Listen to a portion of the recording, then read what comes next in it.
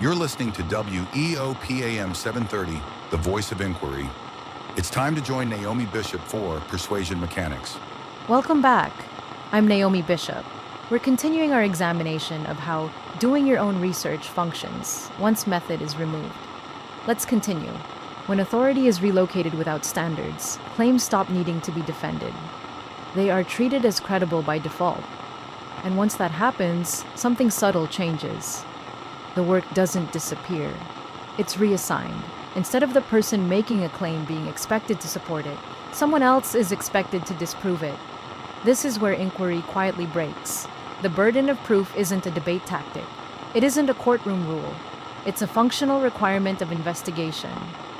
In any serious inquiry, the responsibility rests with the person making the claim, especially when that claim challenges established knowledge, especially when it makes strong assertions, especially when it asks others to revise what they already believe. That isn't about winning arguments. It's about how understanding advances.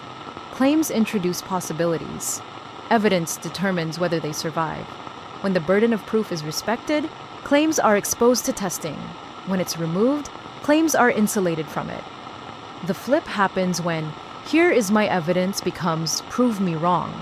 At first, that sounds reasonable, even fair. It sounds open-minded, it sounds confident, it sounds like intellectual strength, but structurally, it reverses responsibility.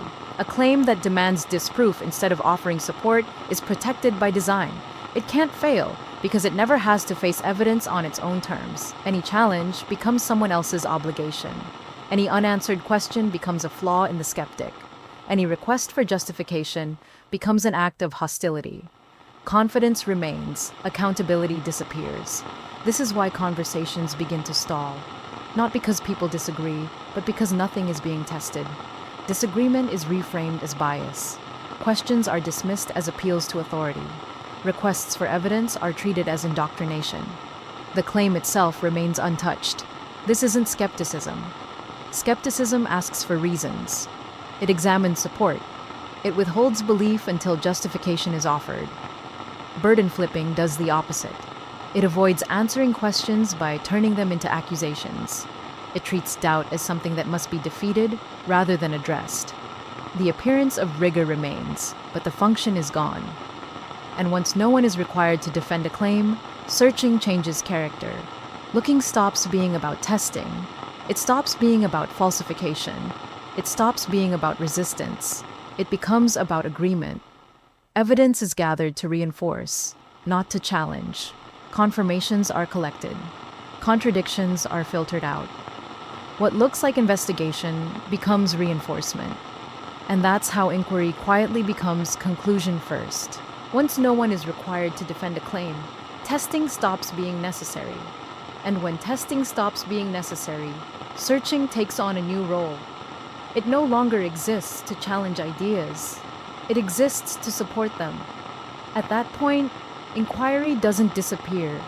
It changes direction.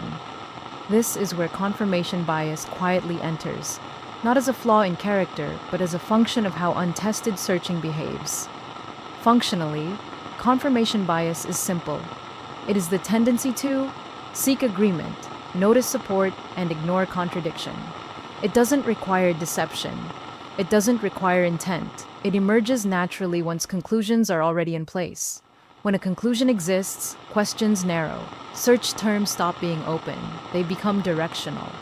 Instead of asking whether something is true, the search begins to ask where it is affirmed. Contradictory information is encountered less often, not because it doesn't exist, but because it's filtered out early. When it does appear, it's frequently dismissed, labeled as biased, corrupt, misleading, uninformed. The filtering happens quickly, often without conscious effort. This is where research quietly becomes curation. What's gathered is not what challenges the idea, it's what aligns with it.